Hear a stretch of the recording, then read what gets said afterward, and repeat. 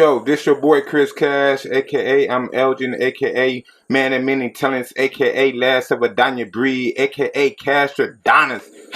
And you're listening to the world's most exciting and informational podcast on the planet. And you're listening to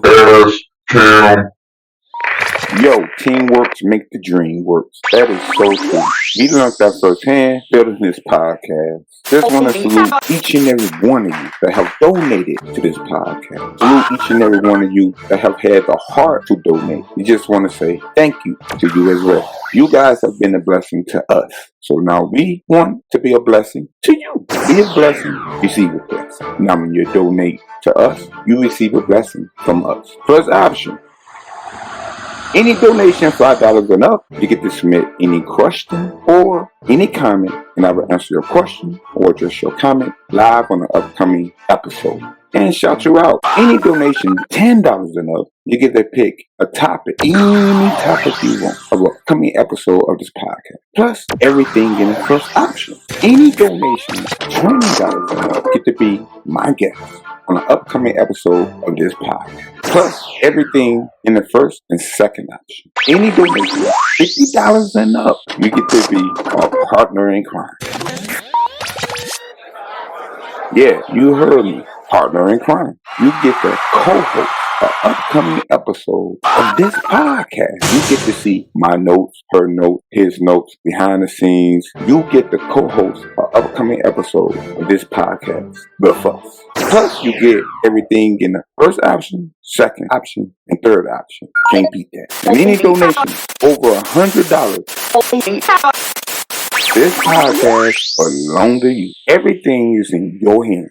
From the topic, to the guest, to the arrangement, to the credit. Plus, everything in the first option, second option, third option, and fourth option. Be a blessing, you receive a blessing. Now when you be a blessing to us, be a blessing to you.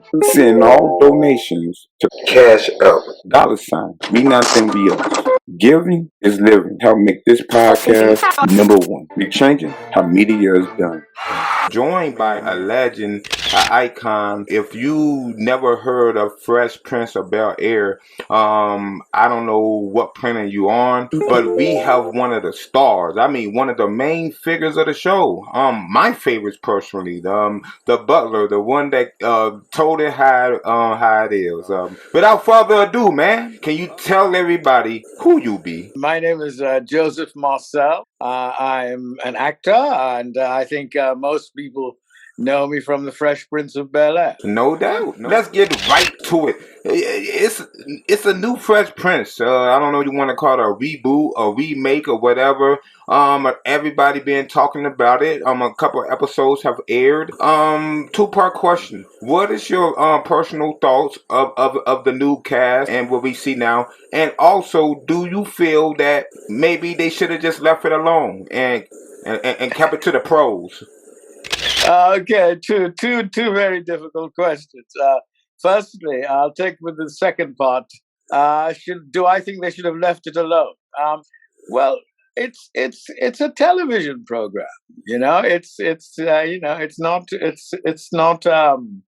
not manna from heaven. I mean, it's just a television program, and it's not in itself a piece in a museum that you can't touch unless it's African sculpture where you're allowed to touch.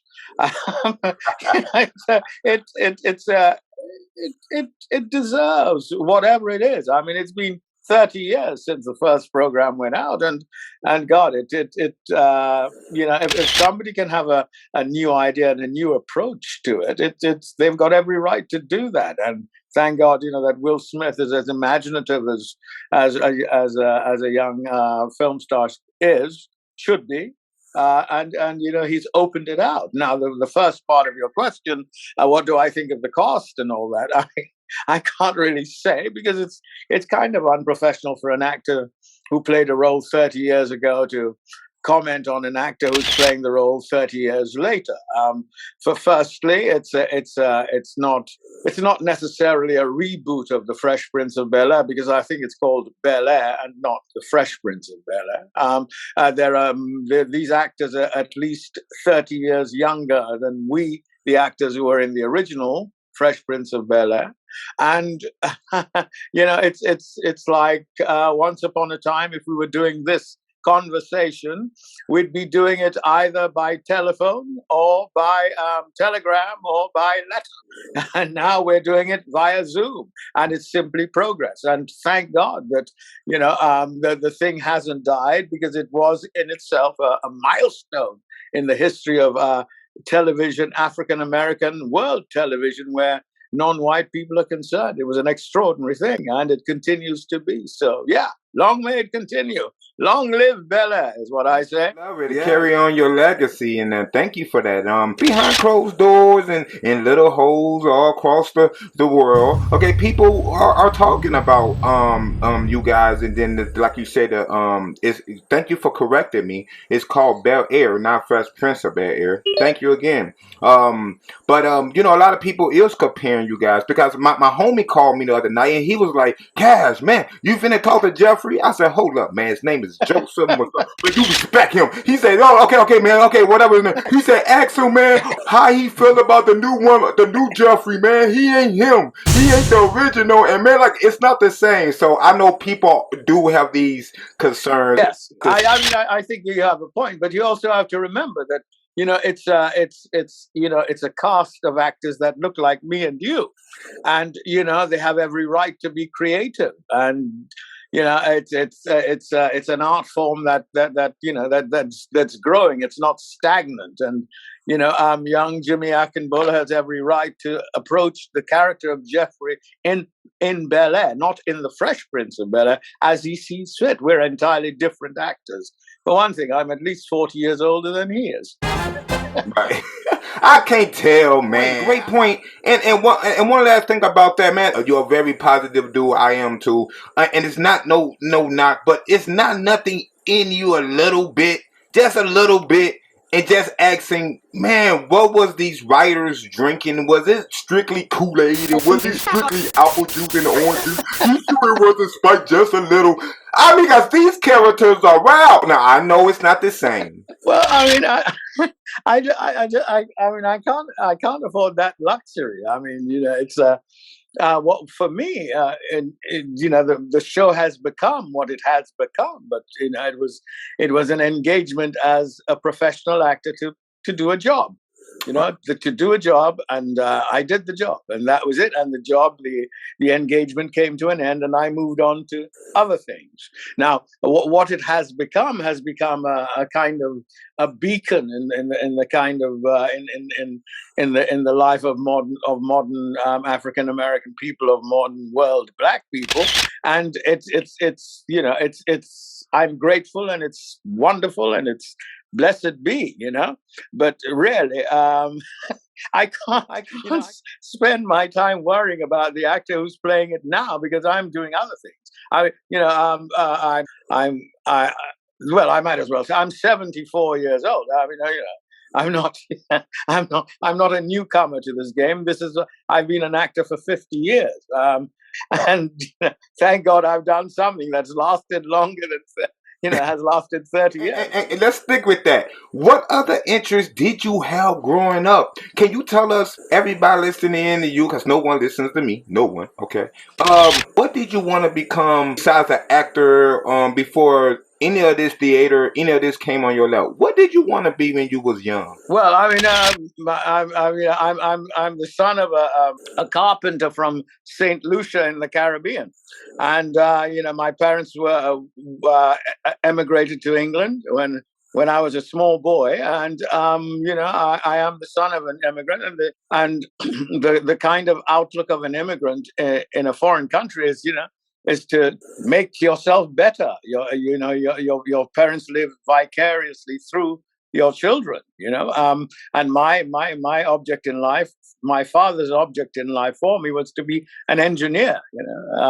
Well, he had different hopes for my brothers and my sisters, but everybody had a purpose, and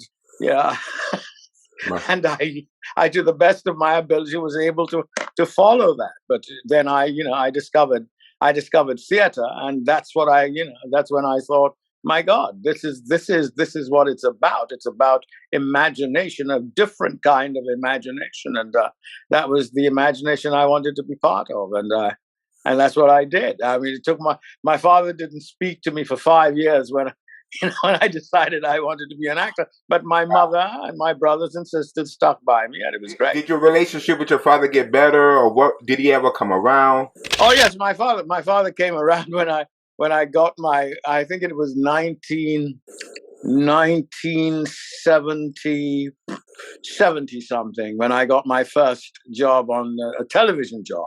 Wow. And my father was at work, and one of his friends said, yeah, I saw your boy on television last night. It was pretty good. And my father went, yeah, I know. I mean, he's doing his best. Yeah, I knew that. That was not quite true, not quite accurate. Then in 1972, when I joined the Royal Shakespeare Company, my sisters brought him to Stratford-upon-Avon to see me in, I think it was Julius Caesar, and he kind of thought, "Oh my God, yeah, my son's going in the right direction. He's not wasting his life," and that was it. Kind of moving on through the classical theater. He was quite proud of me. Oh man, thank you for sharing that. For anyone that's probably feeling low or feel like they don't got the support from their father or from their mother or their parents or someone they look up to. Got a few more questions, man. Like I said, I don't want you to embarrass me, But listen, man, you're not just in films, okay? People do know you just for Fresh Prince of Bel-Air and being the butler. And you do your thing on stage, Shakespeare and all that good stuff. Kind of walk us through your first gig and what got you into being on stage, and just that's a whole different realm than being on TV. When I got the Fresh Prince of Bel-Air, which was 1990, I had been an actor for over, I graduated in 1970, so I'd been an actor for over 18 years. Wow. I'd been an actor for a long time, so it wasn't my first job. I had in fact worked with Shakespeare companies in the United States. I worked with a company in Lenox, Massachusetts, where they were at the time, a company called Shakespeare and Company in the 70s, and that kind of stuff. So my life was not the life of a television actor or a movie star. I was, I was, and I continue to be as best I can. I was, so-called, dull, stick in the mud, serious actor. My first proper job with the Royal Shakespeare Company was I joined the company in 1977, end of 71, for the 72 season.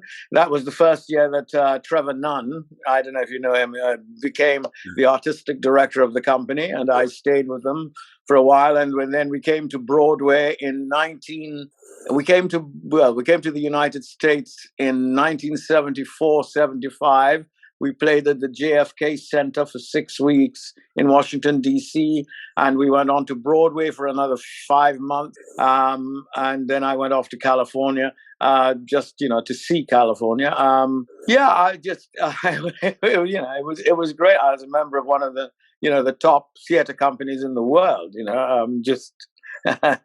my 20s, a little kid from St. Lucia and Southeast London, a member of the flagship of British theatre. It's marvelous. Yeah, I met in the course of it, I met people like the late Sammy Davis Jr., kind of people like that. It just it's extraordinary. That is Sammy Davis Jr.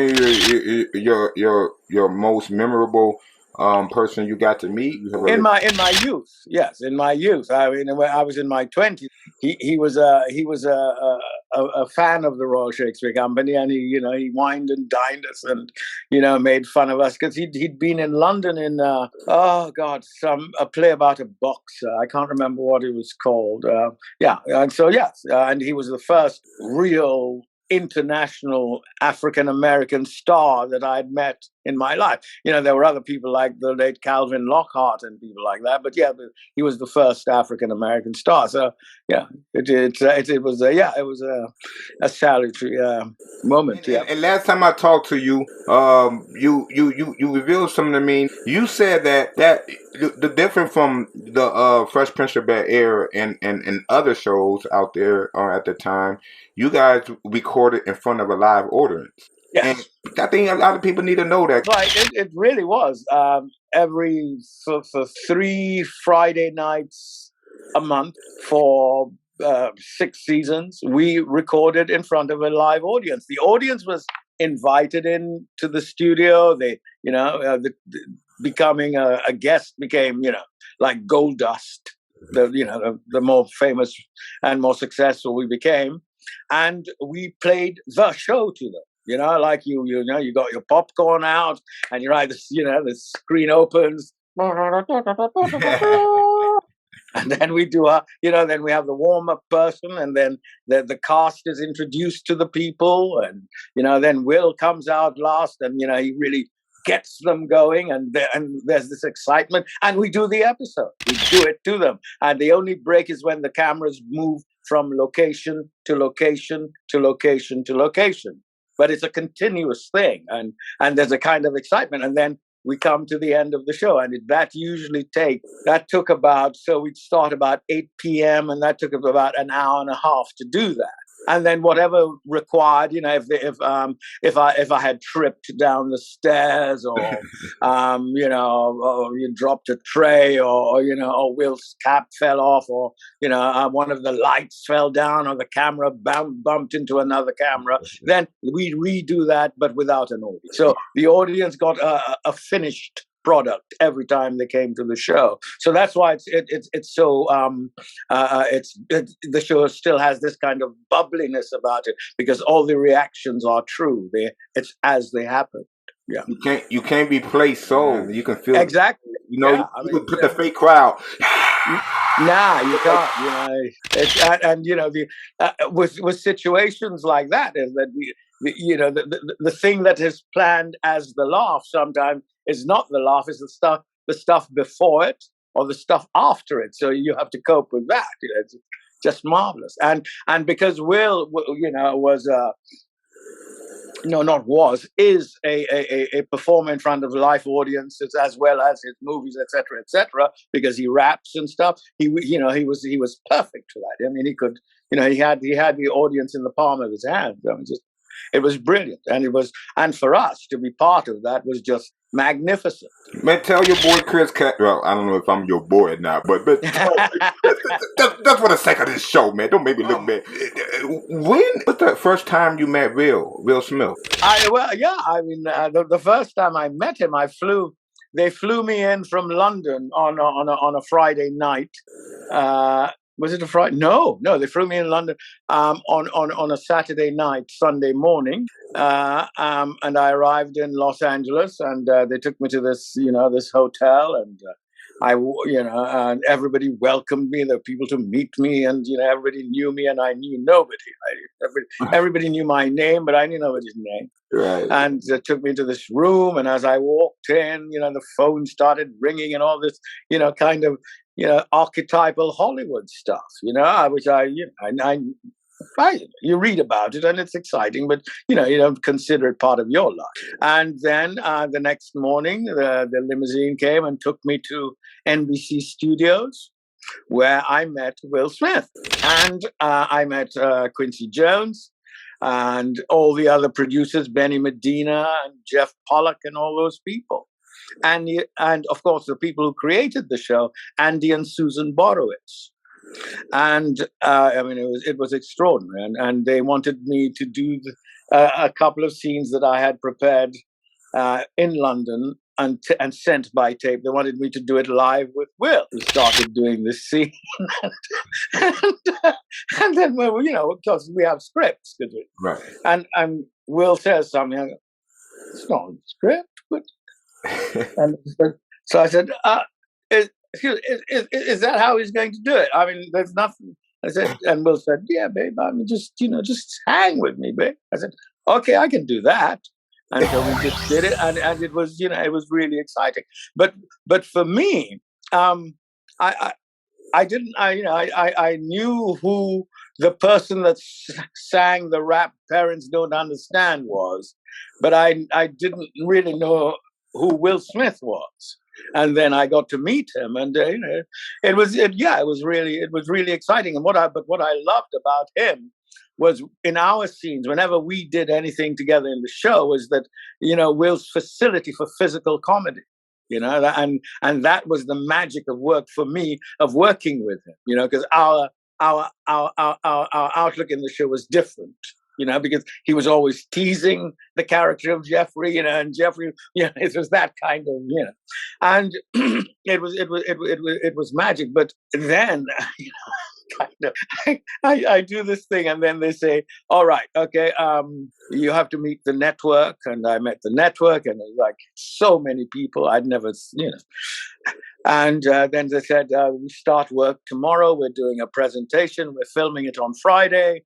Boom, boom, boom. We did this. We filmed it Friday. I did it all. Got on the plane, flew back to London. Cash Cam. News, Cash Cam listeners. You can now take Cash Cam everywhere you go. Never miss an exclusive interview. Now available on all major platforms. Yo, I'd like to say thank you for tuning in. Make sure you download this episode and make sure you tell all of your friends and family do the same. I mean, everybody that have eyes, have a brain, and have a soul. Make sure you download every episode.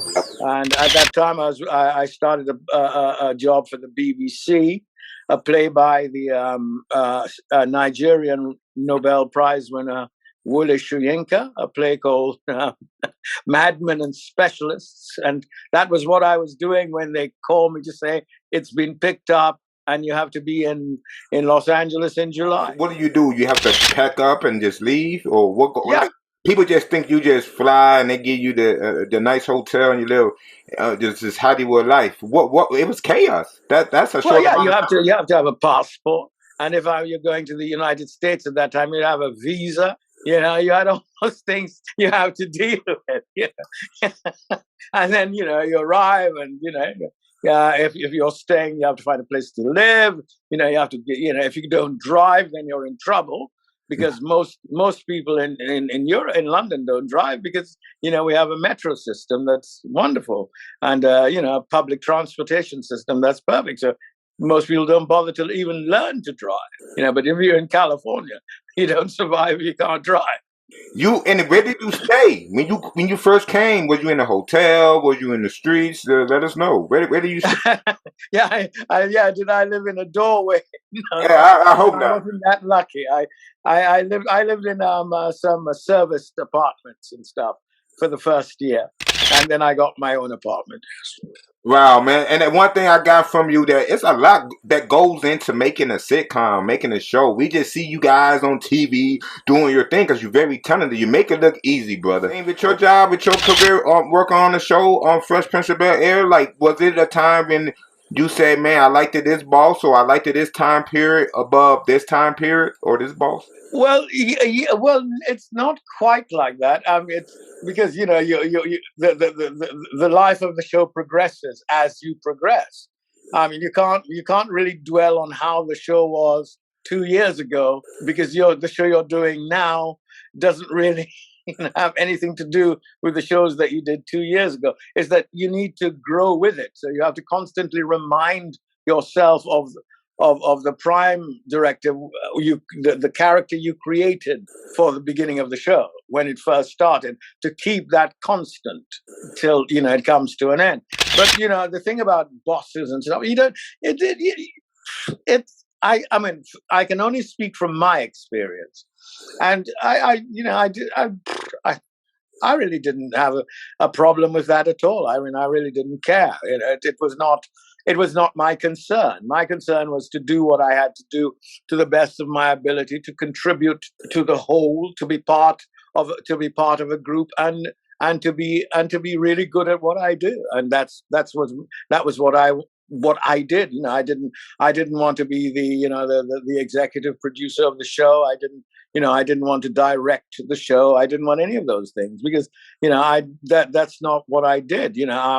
I did I did workshops and on classical theater, in my spare time for 3 years in California. I led workshops and stuff, and I did productions. I did a production of Julius Caesar, some truncated productions of Richard III and stuff like that. But I did. It was not. It's important to for me anyway. in my experience, in my life, is to know your limitations. And I don't think I could have survived pretending to be what I am not. And to come to a cast, to come to Fresh Prince of Bel-Air, already a seasoned actor. That's one thing I think a lot of people, my generation that didn't know, and younger or older, is that you was seasoned. Will Smith was he was like basically a rookie. Well, not I ain't saying they was a rookie, but you was seasoned, and that you had to be a team player because you could have definitely had an ego. You could have definitely said, "Hey, I've been doing this a long time," or "Why are you getting this slot to a young Will Smith? What about me? Look at my look at my resume, damn it, okay, Shakespeare, okay, Shakespeare." No. No, I mean, yeah, you're absolutely right. But then, it becomes, it becomes impossible to survive. I mean, it becomes, one of the beauties of Fresh Prince of Bel-Air, and was that we all loved Will. I mean, we loved Will. We loved and admired his drive, his concern, his care of us and for us. I mean, I knew what my talents are. I know what my capabilities are, and I didn't need to step on anybody's head to give myself props. I knew what I can do. I mean, I knew I'd been on Broadway before I did The Fresh Prince of Bel-Air. I knew that I'd been a member of the Royal Shakespeare Company. I knew, that I was on the Council of Shakespeare's Globe before I did the. So my career as a boring, serious actor on the stage was established. So I didn't need that. What was important for me was to be part of the group, not to be the foreign brother. That when I opened my mouth to speak, that people just didn't go, "Say what?" That people actually still said, "Oh yeah, that's Joseph, man. He's all right. The brother's cool, man." That was what was important. And so you have to be part. You have to to support your fellow actors. And I have to say that's what we did. And God bless us and God bless them all. We're still friends, and we still meet now and then, and have a glass of lemonade and talk about things. Because I had a chance to talk to Tommy Ford, the late Tommy Ford from the Martin Show before he passed, and I had a conversation with his soulmate not too long ago, and I asked both of them the same question that I would ask you. Both shows are big in black culture. Both shows are big just in TV history, and not in front of y'all faces, but you know what I'm saying, around the way, people is talking and saying, "Hey, I wanted the Fresh Prince bigger. Hey, I think Martin was bigger." This is what made Bad Boy the movie so big when you saw Will Smith and Martin collide, because it was like all the sitcoms, Martin and Fresh Prince of Bel-Air collided. What is your thoughts? Was it a competition when you was on the show? Let me shut up. I'll talk to you. No, you can no. You're answering the question, man. We had two top. Well, there were others, but yeah, two top shows led by African American actors, black actors who were extraordinarily talented, who were wonderful. I mean, these guys can command a room, can command an auditorium, can command an arena. These are huge talents. Now, we worked for NBC. I think they worked for Fox. We were different. We were entirely different. We did not work for the same company. We had different writers, different producers. And of course the Nielsen ratings goes for which show gets the most people. That's not within our within our power. It's what we do, and Martin Lawrence and that gang did an extraordinary job. I mean, they were fantastic, and we were fantastic. And I think for us to look back on it and enjoy the kind of the healthy competition of it, the fact that it's It is the competition that opens the door to progress. Mm-hmm. If things remain static, then nothing happens. And we had this healthy kind of competitive outlook, and we were lucky. We won our spot, our night. They won their night. There you go. The father of two, I believe, unless you got some other ones hiding in the trees. But I don't want to put you on blast, brother. But talk about your family life a little bit. Don't have to get too personal. But how's you as a father? How's you as a husband? How's you just when you sitting down, not being in front of? Well, man, that's well, from where I'm sitting, I'm the best father that ever lived. You need to really talk to my wife and my children. But I do. I mean, look, my son is a writer, actor writer, and he's written a couple of short films. My daughter is works for one of the top private schools in London. She's the exams officer, and my wife works in a school. That's where they work, and my wife and I have been together for a long time. How long? Whew. God, we've been together since '81, and we continue to drive each other nuts, but somehow stay together. Find the moment that at nights before we fall asleep to say, I'm sorry for being terrible today, and wake up with a bright new, enthusiasm for the day. And it's great. I mean, I enjoy my marriage. I enjoy being married. I really don't care, because, the important thing is that I needed a friend. I needed somebody who believed what I said and trusted me, and that's what I've got. And you can't buy that, son. No matter how many billions you got, you cannot buy that. So I'm happy. What can I tell you? What was the toughest thing being married and being famous, being a celebrity? The toughest thing about it is my daughter can't stand. Really? Yeah, people keep saying, they know her father, and she just say, leave me alone. My daughter can't bear it. That her father's life is reflected on her, and she just can't stand it. But that's the most difficult part. I mean, but otherwise, no. I mean, I am free. My wife and I, our relationship, where I am free. If I have a job in, say, Mexico, my wife doesn't complain or wish that I couldn't, I could stay home and not go. If I have to tour Europe, my wife doesn't complain. She understands the nature of my job. All that is important is that I come home, and secondly, that if she visits me, that nobody embarrasses her and who are you? Take your hands off my man. Yeah. Yes. Yeah. Yes. It's I really it keeps me together, so it's good. Yeah. It gives me focus. Yes, and any roles you regret not taking, you say, Cash, man, I wish I would have took this in this year. I'm still mad at myself. Matter of fact, I'm gonna punch this screen, Cash. Any role?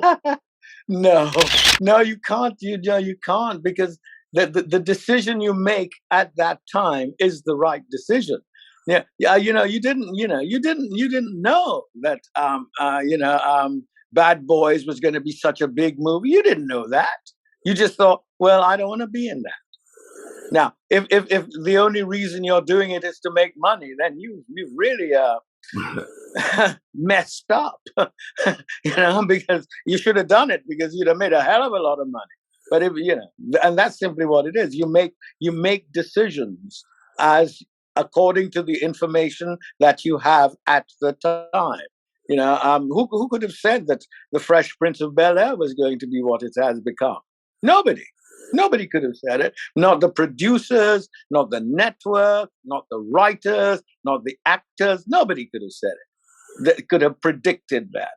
And it's a combination of circumstances. The stars aligning perfectly, the right moment, the time was right. That's all.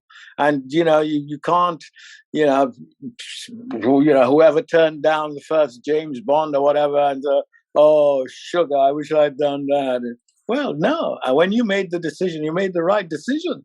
Unfortunately, you didn't have any foresight. That's all. Did you turn down James Bond? I wish. Okay. Oh my goodness. Yo, teamwork make the dream work. That is so true. We learned that firsthand building this podcast. Just want to salute each and every one of you that have donated to this podcast. Salute each and every one of you that have had the heart to donate. We just want to say thank you to you as well. You guys have been a blessing to us. So now we want to be a blessing to you. Be a blessing, receive a blessing. Now when you donate to us, you receive a blessing from us. First option.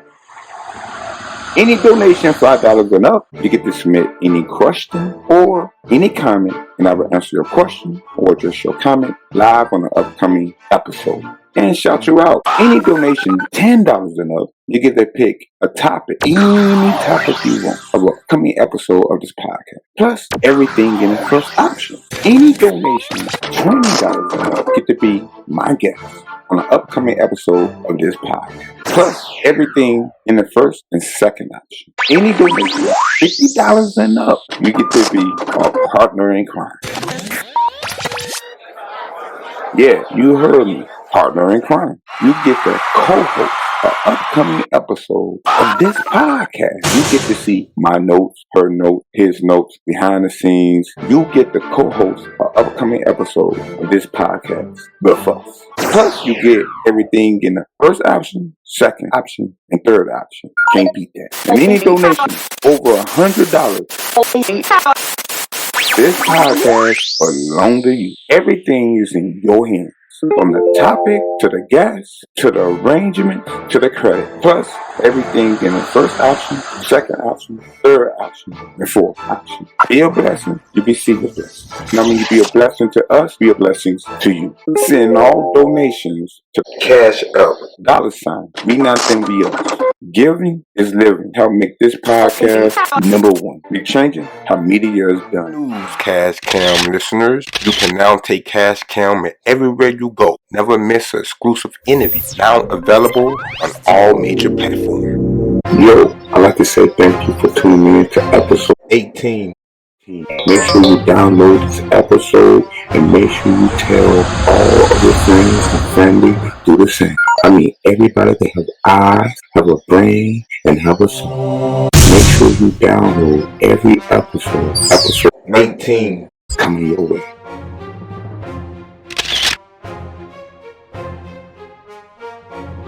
Cash Cam